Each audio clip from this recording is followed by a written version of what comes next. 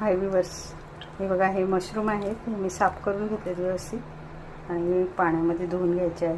इकडे मी थोडंसं अद्रक लसणाची पेस्ट बनवून घेतलेली आहे, कोथिंबीर मिरची, कांदा कापून घेतलेली आहे आणि तेल ओतून घेतलेलं आहे. आपण कांदा टाकून घेऊया. कांदा छान तेलावर परतून घ्यायचा आहे. थोडा चिरलेला लसूण टाकूया, टोमॅटो टाकून घ्यायचं आहे. हे वाटण हे थोडंसं टाकून घेऊ, मीठ घालून घेऊया, थोडं चमचा हळदीचा तिखट. आपला मसाला छान तेलावर परतून झालेला आहे. त्यावर आपण भाजी टाकून घेऊया. शिजण्यापुरतं थोडंसं पाणी टाकून घ्यायचं आहे आणि झाकण ठेवूया. कोथिंबीर टाकून घेऊया थोडी. छान ग्रेव्ही तयार होईल. आता बघा, मस्त ग्रेव्ही तयार झाली आपली.